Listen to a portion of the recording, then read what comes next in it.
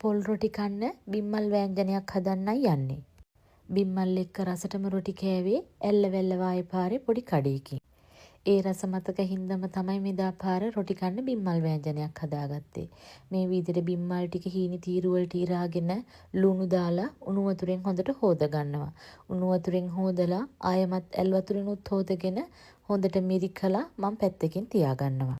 බිම්මල් වෑංජනේ හොඳට කළු පාටට හදා ගන්න ඕන නිසා මම මිරිස් 3-5 බෙදලායි උයන්නේ. මිරිස් 3-5 ටික බෙදලා තියාගෙන භාජනයක් ලිපේ තියලා මම ඒකට තෙල් ටිකක් එකතු කර ගන්නවා. ඒ තෙල් ටික රත් වෙද්දි මම කුරුඳු කෑල්ලක්, කරාබු නැට්ටක්, එනසල් අට 2-3ක් දාලා තෙම්පරාදු කර ගන්නවා.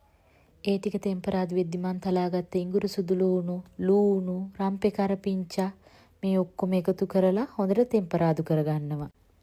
ඒ ටික හොඳට තෙම්පරාදු වෙද්දි මම වතුර මිරිකලා අරන් තියාගන්නපු බිම්මල් ටිකත් මේකට දාලා කලවම් කරනවා. මේ ඔක්කොම තෙලේ විනාඩි 2-3ක් තෙම්පරාදු කරලා බෙදගනිපු මිරිස් 3-5 ටික එකතු කරනවා. ඊට අමතරේ මම ටිකක් වැඩිපුර ගම් මිරිසුත් එකතු කර ගන්නවා. රසපදමට ලුණුත් දාලා පියනකින් වහලා බිම්මල් ටික හොඳට උයා ගන්නවා.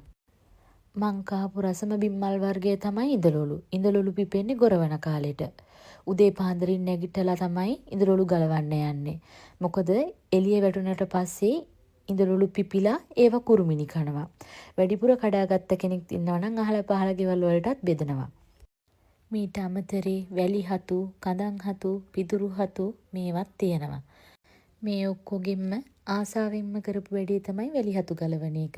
වැලි හතු පිපෙන්නේ හත්පලක. ඉතින් මේ හත්පල හොයාගන්න අපි එහෙ මෙහෙ ඇවිදිනවා. වැලි හතු ටික බොහොම සීරුවට තමයි ගලවන්න ඕන. ප්‍රමාණයෙන් කුඩා නිසා හතු දණ්ඩේ තියෙන වැලි ටික හතු වලට කලවම් වුණොතින් කෑමට ගන්න බැරුව යනවා. ඒ කාලේ අම්මලත් එක්ක එකතු වෙලා හරි ආසාවෙන් කරපු වැඩ තමයි ඒවා. ඔයාලටත් ඒ වගේ රස මතක ඇති කියලා මං හිතනවා. ටික වෙලාවක් තෙලෙන් තෙම්පරාදු කරගනිපු බිම්මල් ටිකට මම වතුර ටිකකුත් දාලා ඒ ටික හිඳීගෙන එද්දි උකු පොර්කිලි ටිකක් එකතු කරලා උයා ගන්නවා. මතක ඇතුව බිම්මල් වෑංජනයට ගොරක කෑල්ලක් එකතු කරගන්න.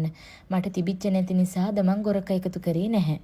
හැන්දෑවේ පොල් රොටි හදනකන් ඉවසිල්ලක් නැති මම ගෙදර තිබිච්ච පරාටයක් පුච්චගෙන බිම්මල් වෑංජනෙත් එක්ක කෑවා. එහෙනම් ඔන්න ඔයාලත් හදලා මට රස කියන්න.